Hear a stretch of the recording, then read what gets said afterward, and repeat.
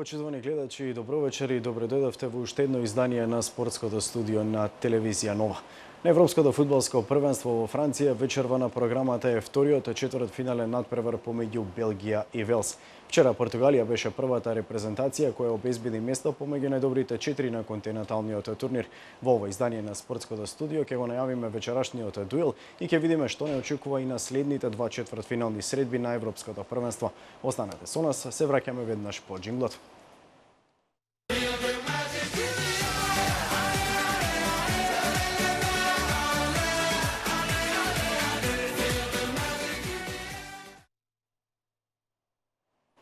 Традиционално, како и секој ден, така и денеска, надпреварите на Европското првенство ги најавуваме со помош на стручен аналитичар. Гостин вечерова во студиото на телевизија Нова е Бојан Захариев, познат фудбалски работник во македонскиот фудбал. Захариев, добро вечер. Добро вечер, благодарам на поканата за учество и со посебно задоволство прифатив да споделиме неколку мислења околу досегашниот тек на првенството и она што следи. Да, еве како прво прашање на овој наш вечерашен разговор, веќе почна она финална фаза од Европското првенство, веќе сме во четвртфиналето, го имаме првиот полуфиналист. Еве еден општ впечаток ваш од ова Европско првенство, имаше многу разочарување од репрезентациите, некои многу изненадија, некои фудбалери потврлија, некои изненадија во позитивна смисла. Ваша оценка на ова Европско првенство? Да, се согласувам со вас, со вашата констатација. За прв пат беше во зголемен број во 6 групи форматот на ова Европско првенство. И за мене и за сите љубители и познавачи на фудбалот секако постојат многу разочарувања од репрезентации кои заминаа. Пред се тука мислам на Хрватска која важеше за еден од фаворитите, можеби за највисок пласман. Тука е од источниот блок Руманија, екипата на Русија, која испадна без никаква игра, солидна рейтинг, што го градеа како домаќини на идното светско првенство, разочара исто така, но имаше изненадувања од типот на Велс, од типот на Исланд, кој можеби е најголем хит на првенството. И секако тука репрезентациите на Унгарија и некои други кои што изненадија по долго време пауза, направи еден солиден пласман поминувајќи ги оние групни фази и мора да споменам дека ми беше искрено криво за елиминацијата на Полска вчера. Во таа група на репрезентација категоризирам и Полска, која што за мене одигра најдисциплинирано од фазата во групи, со најмалку примени голови, со одлично парирање против Германија, но ете, пенал рулетот го доби Португалија и така стана прв полуфиналист. Португалија е една репрезентација која нема победено во 90 минути на овие Европско првенство, дојде да стигне до полуфиналето, а можеби и се насмевнува и финале, па зошто да не и европска титула. Очекувате ли Португалија со една ваква игра да стигне до завршницата? Па, ако се сеќавате, во минатото и Република Грција, нашиот сосед, со една таква слична игра, затворена, со чекање на контранапади, баш во финалето во Португалија, кога беше првенството, го освои тој шампионат. Португалија има во својот состав несомнено играчи кои може да одиграат такви силни надпревари и психички се доста стабилни. Нивниот селектор Фернандо Сантеш гаеше еден дефанзивен стил на игра кој му донесе резултат. Го имаат во своите редови Роналдо, најмладиот Ренато Санчес кој што блесна на ова и откритие на ова првенство. И мислам дека се може да се случи. Полуфиналето е тука, зашто да не и финале, меѓутоа и Левандовски имаше денеска една изјава во однос на тоа дека без победа се дојдени во полуфиналето репрезентативците на Португалија, можеби како болка од тоа што се елиминирани директно од нив, но имаше изјава дека УЕФА треба да размисли дали и како би бил во иднина форматот на европските првенства. Пред да продолжиме да ги анализираме надпреварите кои ќе се играат, односно надпреварот вечерва и останатите четвртфинални надпревари, прво да ги видиме графички како изгледа четвртфиналната фаза од Европското првенство. Еве, само да се подсетиме, Полска против Португалија синоќа 1-1 во регуларните 90 минути, на пенали победи Португалија, е првиот полуфиналист. Го чека својот противник вечерва Португалија, односно кога добие подобриот од дуелот помеѓу Велс и Белгија. Утре и во недела се играат исто така интересни четвртфинални надпревари. Дербито секако е дуелот помеѓу Германија и Италија. Победникот од овој дуел во полуфиналето ќе игра со подобриот од дуелот помеѓу домакинот на Европското првенство Франција и најголемото изненадување на овој турнир Исланд. Вечерва ќе биде одиграно и второто четвртфинале на Европското првенство во Франција. Едно од најголемите изненадувања на турнирот, репрезентацијата на Велс се среќава против фаворизираната Белгија. Дуелот ќе го даде и вториот полуфиналист кој воедно ќе биде и противник на Португалија. Белгија е целосно подготвена за четвртфиналниот дуел со Велс. Оваа златна генерација, предводена од Марк Вилмотс, мора и треба да го оправда својот талент и квалитет. Во осмина финалето, црвените ѓаволи буквално експлодираа против Унгарија во триумфот од 4-0 и покажаа дека премиерниот пораз од Италија во групната фаза беше само лош ден. Не смееме да му дозволиме на Велс да ни се доближи. Тоа ќе биде надпревар на кој ќе ни треба многу трпеливост, исто така како и нив кога тие ќе бидат во напад и ќе имаат топката. Ќе биде многу интересно, ќе биде интересен надпревар тактички. Белгија надпреварот го игра во Лил и ќе биде речиси како на домашен терен, но ќе биде под голем притисок од домашната јавност за да го елиминира и Велс. Тие имаат добар тим, имаат добра одбрана, оставаат впечаток дека можете да играте против нив и да го имате поседот на топката. Но многу е тешко да се даде гол против нив. А во нападот имаат многу квалитетни играчи и можат да дадат гол. Па затоа знаеме дека ќе биде тежок надпревар. Мислам дека сме биле фаворити против многу други тимови, но за нас ќе биде многу важно да го одиграме овој надпревар и потоа да мислиме на другите. Единствениот притисок што го имавме е оној од нашата земја. Навивачите не беа многу задоволни бидејќи не игравме убедлив и атрактивен фудбал, но на нашиот последен надпревар покажавме дека сме дефанзивно многу силни, постигнавме и 4 гола што ги направи сите срекни. Мислам дека секој скаут забележа колку многу потенцијал имаме во тимот, па можеби затоа одеднаш сме фаворити. Но лично сметам дека има други репрезентации кои се многу поискусни од нас, како Италија и Германија или Франција.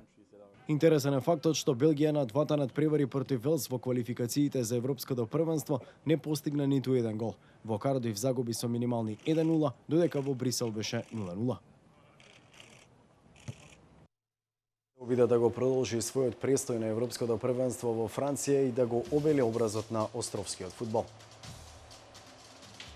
Селекторот на Велс, Крис Колман, порачува дека неговите фудбалери се полни со самодоверба во пресред на четвртфиналниот меч со Белгија, кој на програмата е вечерва од 21 часот. Велс за последен пат беше дел од оваа четвртфинална фаза на големите надпреварувања, кога во 1958 година загуби од Бразил со 1-0, а стрелец на победоносниот гол беше тогаш 17 годишниот Пеле. Сепак репрезентацијата на Колман ќе има можност да оствари уште еден поголем успех и да се пласира во полуфиналето, но за тоа ќе треба да слави против Белгија, еден од главните фаворити за шампионскиот трофеј. Сепак, велшкиот селектор нагласува дека неговите фудбалери не се обременети со можниот историски пласман меѓу четирите најдобри. Белгија игра со имагинација, тие поседуваат брзина и моќ, ние пак играме на начинот на кој играме. Кога е момент да се браниме, ние се браниме, како да се работи за нашите животи, но иста е и ситуацијата кога напаѓаме. Доколку успееме вака да одиграме и против Белгија, надпреварот ќе биде величествен. Ние и во минатото одигравме неколку добри надпревари со Белгија. Сепак, многу ги респектираме, бидејќи нивниот пласман во оваа фаза од турнирот заслужува почит. Ова ќе биде неверојатен меч. По стартниот пораз од Италија, Белгија успеа да го консолидира својот состав и постигна 8 погодоци на следните 3 надпревари, а кулминација беше победата против Унгарија со 4-0, што е највисок триумф досега на шампионатот. Ова најмногу се должи на нивниот напад, кој почна да покажува за што е способен. Еден Хазард, Кевин Де Брујн и Ромело Лукаку заигра како што и се очекуваше од нив пред почетокот на Евро 2016. На ова предупредува и капитенот на Велс, Ешли Вилијамс, кој вели дека секој негово соочување со Хазард било исклучително тешко. Против него сум играл многу пати, а тој секогаш бил на висината на задачата. Сепак неговите најдобри игри допрва следуваат, барем според мене, но ние нема да обрануваме премногу внимание на него. Целиот тим на Белгија е фантастичен, мора да ги запреме нивните налети. Тоа е клучот за триумфот. Вилијамс успеа да се опорави од повредата на рамото и ќе биде дел од составот кој вечерва ќе се спротивстави на Белгија во обидот да стигнат до своето прво полуфинале на едно големо надпреварување. Повторно сме назад во студиото. Захарија Феве видовме и кратка најава за двете репрезентации, и за Белгија и за Велс. Сигурно не очекува еден интересен надпревар. Белгија е апсолутен фаворит, барем по квалитетот на фудбалерите со кои располага Марк Вилмотс, но видовме дека во квалификациите Белгија не го победи Велс, туку има еден пораз во Кардиф и на домашен терен играше 0:0. Ваши општи очекувања до овој надпревар? Кој е фаворитот според вас и односно кој ќе победи? Фудбалски гледано, целата јавност, од сите моменти, од сите аспекти, Белгија е фаворит, меѓутоа нема да се согласам со таа констатација. Велс и ќе има пред себе еден голем психолошки товар што Белгија ќе го има, а Велс растеретено ќе влезе во дуелот, бидејќи си достигнаа до четвртфинале и веќе нема што да загубат. Од самиот тој аспект мислам дека Велс влегува психолошки поспремен и со еден Герет Бейл кој што е силно мотивиран да продолжи понатака, како што изјавува дека тука нема да застане сонот на велшаните, и Крис Колман кој што ја презема велшката репрезентација во моменти кога беа на последно место во квалификациите, создаде една атмосфера, една хемија меѓу играчите и тоа се покажа на ова европско првенство. Од друга страна Белгија почна неубедливо по поредот од Италија. Подоцна во следните два надпревари во групи ја стабилизира својата игра и мислам и очекувам дека нема да им биде лесно на белгијанците, иако во своите редови имаат одличен пред се убиствен напад, пеколен би рекол, меѓутоа ќе треба многу да се намачат и момците на селекторот Вилмотс треба да дадат максимум за да го добијат Велс. Не дека Велс нешто ќе изненади во смисла на тактичкиот дел и пристап, туку мислам дека со својата борбеност, дисциплината во игра и силниот мотив да направат една историја на својата држава како што тоа го направи Исланд, мислам дека надпреварот ќе биде динамичен и доста интересен за гледање. Иако некој можеби очекува Велс да игра затворено, сепак мислам дека ни престои интересен дуел. Белгија има сериозен проблем во одбраната во пресрет на овој надпревар, бидејќи Томас Фермален е суспендиран, а фудбалерот на Тотенхем Јан Фертонген е повреден и тој го очекува долга пауза, сигурно нема да може да ја помогне на својата репрезентација. Тука и неизвестен за настапи Муса Дембеле. Дали овие проблеми во одбраната на Белгија може да бидат предност за Велс, односно поточно за Герет Бейл, кој знаеме дека во транзиција, во против напади е страшно ефективен во нападот. Се согласувам и тука ќе биде главниот адот на репрезентацијата на Велс на вечерашниот надпревар. Едно што недостасуваат неколку умени играчи, како што кажавте, во одбраната на Белгија, а друго и стилот на игра на Велс на ова првенство е баш карактеристичен, повлечено со контри каде што го користат максимално квалитетот на Герет Бейл. Но пак ќе кажам, мислам дека кој да истрча во белгиската репрезентација има доволно силна клупа Мац Вилмос и мислам дека иако е послаб дел од одбраната, сепак мислам дека нема да дозволат некои поголеми проблеми. Од друга страна пак Велс ќе гледа својата шанса во контрнапади, на прекини, она што е класично за екипите кои доаѓаат од островот.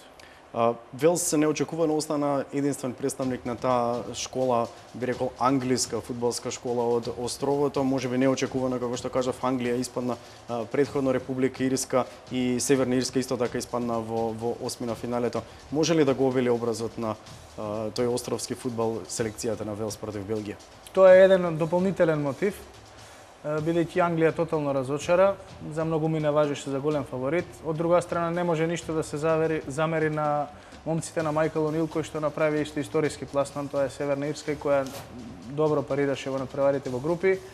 Република Ирска, иако ја победи Италија, не успеа да направи поголемо нешто во понатамошниот дел и мислам дека и дополнителен мотив покрај за играњето за својата држава и да остане представник од островот на ова првенство, така да нема да изостанува интересна борба веќе. Накратко се споменува само дека најголемата слабост на Белгија е селекторот Марк Вилмотс. Се согласувате ли со тоа тврдење? Не би се согласил, затоа што тој направи многу во создавањето на оваа белгиска репрезентација. Може би има проблеми со Фелаини кој што е подолг период на клупата и влегува од втор план и неколку други играчи на кому може сметаат професионалните негови замисли.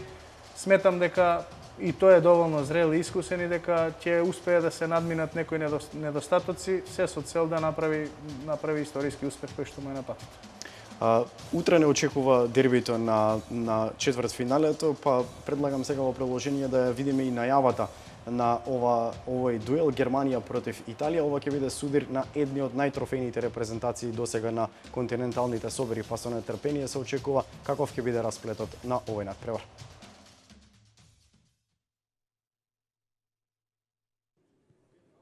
Германските играчи не се многу оптоварени од минатото во кое не беа баш успешни против Италија на големите надпреварувања.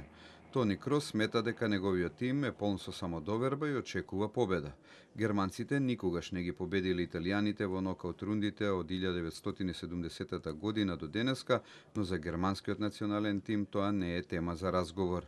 Зошто би имале било каква траума од италијаните, смета Тони Крос? Нема простор за траума, изјави и Жером Боатенг. Не размислуваме за нив секој ден и ноќ, има и друг тип на притисок со кој ние мора да се соочиме, изјави Боатенг. Германија загуби на светското првенство во финалето 82-та година од Италија. Загуби и на два пати во полуфинале 70-та и 2006-та година и на Евро 2012 исто така Италија во нокаут рундата беше подобра од Германија. Сега играме четвртфинале на ова Евро. Се подготвуваме добро, перфектно. Ке излеземе на теренот да ги победиме. Јас сум голем оптимист. Германија победи Италија на пријателска средба во март годинава со високи 4-1, од менаџерот Оливер Биро смета дека тој резултат нема никаква врска со саботниот меч и очекувањата од него. Може би италијаните се и посилни од европското во 2012-та. Тогаш го имаа Марио Балотели, кој беше опасен по нашиот гол, но сега се уште поорганизирани и дури и посилни, па затоа сме многу внимателни. Надпреварот започнува од нула, па тоа што се случило во минатото не интересира. Германија како светски првак има обврска да оди се до финале на ова Евро. Италијаните со тимска игра, голема борбеност и многу трчање покажаа дека не се за отпишување. Тие се вице шампиони од последното европско првенство, но во Франција не важат за фаворити број 1.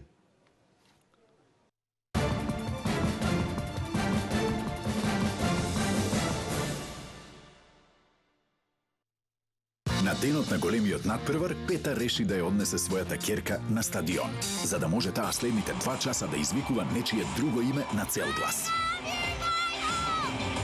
Но благодарение на Магента 1, не мора ниту тој да го пропушти надпреварот. Добро одиграно, Петар! Со Магента 1 гледајте го најдобриот фудбал на сите екрани. Магента 1, за татковци број 1.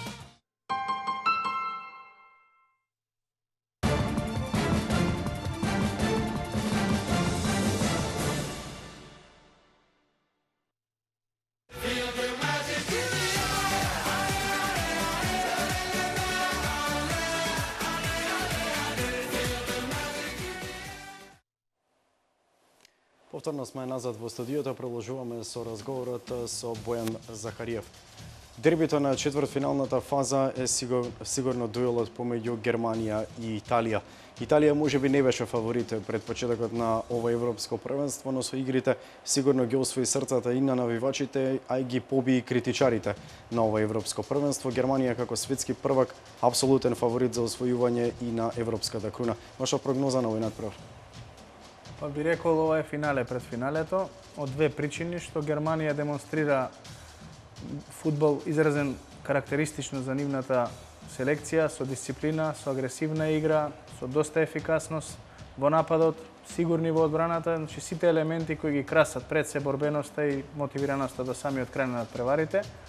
А од друга страна една мотивирана Италија која што со скептицизам и песимизам беше испратена токму и од својата држава и од некои си фудбалски критичари, тренери и јавност, па да речеме и од европската јавност, никој не ги мешуваше во нешто посериозно дека може да се случи, но мудроста на Конте ќе сака да се прости од селекцијата според мене со трофеј, ако не и со првото место, бидејќи знаеме дека премина во екипата на Челси. Онаа златна тројка што сега ја нарекуваат откако надпреварите почна од Јувентус на чело позади со голманот Буфон, дава некоја сигурност и на останатите играчи кои што се помлади има добро направено Конте спој на младост и искуство и онаа карактеристична стрплива игра на италијаните што многумина ја оспоруваат, но од тактичка гледна точка и резултатска носи резултат. Во секој случај не очекува еден мега дерби надпревар со мала предност и прогноза од моја страна да мислам дека Италија ќе биде таа која што ќе оди понатаму во полуфиналето. Низ европските медиуми се пишуваше доста за играта на Германија, дека не импресионира, но мислам дека имам чувство дека се уште не сме го виделе најдоброто од актуелниот светски шампион. Се согласувам, ја темпираа формата, едноставно можеби најмногу потврлија во групната фаза со репрезентацијата на Полска, која им парираше во секој момент, значи во пресинг играта, во создавањето на шанси, беше изедначено во самиот посет на топката и така да после тој натпревар некако се имаше дали доволно се влезени со сета сила или тактизираат, се чуваат за оваа фаза во завршниот дел, меѓутоа мислам дека овде нема калкулации, поготово со една Италија, па подоцна ако случајно се случи да ја поминат Италија во полуфиналето ги очекува победникот од Франција и Исланд и тука ги очекува исто тежок надпревар и мислам дека ја темпираат својата форма за завршните надпревари. Во секој случај еден Томас Милер и сите останати околу него не го дадоа до сега очекуваниот максимум од нивна страна и мислам дека вечерва имаат доволен мотив пред утре вечер, се извинувам, имаат доволен мотив пред себе да направат нешто повеќе. Слично беше играта на Германија на светското првенство пред 2 години, но потоа се случи она што се случи против Бразил во полуфиналето, победа од 7-1. Може ли нешто такво да и се случи на Италија? Не би рекол и не мислам дека нема да дозволи Конте и фудбалерите на Италија да им се случи такво нешто, иако во фудбалот нели се е можно. Мислам дека се доволно искусни, стрпливи, дека одбраната е нивна посилна страна и нема да дозволат да им се случи такво нешто ни навид. Колку е тешко од тренерски агол да се направи една таква силна репрезентација како Италија од, би рекол, нема да кажам просечни играчи, нешто надпросечни играчи, бидејќи сега засега Италија нема светска класа на играчи како во минатото Дел Пиеро, Тоти, Андреа Пирло и да не ги набројувам останатите. Колку е тешко да се биде на местото на Конте, да се најдат вистинските играчи на вистинската позиција, да им се дадат вистинските инструкции и да играат онака како што играат, бидејќи ја надиграа Шпанија, претходно и Белгија во групната фаза, одиграа еден фантастичен фудбал, можеби нешто подефанзивен, но во фазата на напад се страшно ефикасни и опасни. Па секако дека не му е лесно на Конте, но од друга страна многу му олеснува што како тренер на Јувентус во минатото, значи 5-6 играчи се од екипата на Јувентус кои добро се познаваат во таа одбранбена линија како што кажав. Останатите млади играчи добро се укомпонирани и сакаат да ја демантираат својата домашна јавност за критиките дали се вистинскиот избор на Конте, токму во недостаток на такви звезди што сме навикнати да ја гледаме Италија, секогаш имала по 3-4 звезди, па имало проблеми внатре во репрезентацијата и од тој аспект мислам дека не му е воопшто лесно, но еве покаже и докаже дека со еден метод среце мислам дека тука е психолошка бариера има расчистено кај сите играчи да влезат сигурни во себе и да гаат стил што Италија го игра, не измислува ништо ново во тој тактички поглед. Еве го Пеле влесна, исто така и Едер и сите останати кои што не ги рачуна, некако беа во втор план, си добиваат свое место и мислам дека после првенството ќе направат и добри трансфери на клубски план. Последниот четвртфинален надпревар на Европското првенство е помеѓу домакинот Франција и селекцијата на Исланд, најголемото изненадување на овој турнир. Може ли Исланд да ја продолжи таа бајка? Некои ги нарекуваат Лестер во репрезентациите, може ли да ја елиминира Франција и да стигне до финалето, па зошто да не и да го освои трофеот? Па добро, преоптимистички вака звучи, меѓутоа се е можно. Во нивниот досегашен настап на првенството покажаа дека влегуваат растеретено во секој дуел и како што изјави и селекторскиот тандем, луѓето кои се од Исландската федерација и сите сонот го остваривме со самото доаѓање на првенството, се за нас понатаму е успех. Така дојдоа и еве стигнаа до четвртфиналето, каде ги очекува една неубедлива Франција, иако се домаќини, почнувајќи од првиот надпревар со Романија, кој го решија во 90-та минута, вториот надпревар со Албанија исто во 91 и 95 минута, со Ирска од пресврт успеа да елиминираат и мислам дека не играат онака како што сите очекуваат пред се домашната публика и јавност очекуваат да се повтори успехот кога беа домаќини на светското првенство, кога станаа нели победници, но мислам дека Исланд ќе си одигра онака на свој начин, дисциплинирано, со многу трчање, физички се одлично подготвени, психолошката страна е како за вечерашниот надпревар што реков за Велс и Белгија на страна на Исланд, легова растеретен и ќе пробаат да напишат нова страница историја, зашто да не и полуфинале. За крај на овој разговор само ќе отидеме за момент надвор од Европското првенство. Во овие моменти се играат оние надпревари на македонските клубови на меѓународната сцена. Веќе во првото квалификацијско коло од Лигата на Европа се одиграа првите надпревари. Пораст на Силекс, Ремин Работнички, победа на Шкендија. Еве една кратка анализа и очекување од реваншите, дали може Македонија да има повеќе представници во второто квалификацијско коло? Па да, еве почна и на тој план, значи оваа нова сезона на европски план, ќе почнеме со она позитивното. Шкендија вчера покаже дека е сериозен тим и со победата од 2:0 има сериозни шанси. Искрено посакувам како и за Шкендија, така и за Работнички, за Силекс и подоцна малци и Вардар во дуелот со Динамо да направат успех, со што македонскиот фудбал би добил на рейтинг, бидејќи знаеме дека му е потребен секој поен на европско ниво. Мислам дека реално Работнички може да пројде на реваншот во будучност во Подгорица, зашто да не и Силекс. Видовме дека примија голови во 45-та минута и во 95-та со мала деконцентрација, значи све е можно. Посакувам успех на македонските екипи и воедно, еве кога сме веќе кај македонскиот фудбал, да искористам прилика да го поздравам враќањето на 3 големи клубови во Македонија во првата лига. Тоа е Пелистер Битола, Победа и Македонија Ѓорче Петров, кои што ќе ја зголемат конкуренцијата и квалитетот во нашето првенство. Се надевам дека конечно ќе имаме една квалитетна лига која ќе дава резултати, како што тоа го прави селекцијата до 21 година со селекторот Благоја Милевски, која еве покажува дека може да очекуваме бараш и пласман на едно големо дека Македонија има фудбалски може квалитет. да има квалитет. Се надевам дека една порака до сите фудбалски работници, тренери во Македонија да се обединат, да ги заборават суетите и во интерес на македонскиот фудбал да се работи и на клубско ниво и со младите категории за да очекуваме во иднина подобри резултати. Захариев, ви благодарам за учеството во ова спортско студио на телевизија Нова. Се надевам дека повторно ќе имаме шанса да ве поканиме и да разговараме на фудбалски теми. И благодарам и на вас, со задоволство и ги поздравам гледачите, нека уживаат во добар фудбал. Почитувани гледачи, ние тука се одјавуваме од овој дел од спортското студио. Бидете повторно со нас во 23 часот. Пријатно.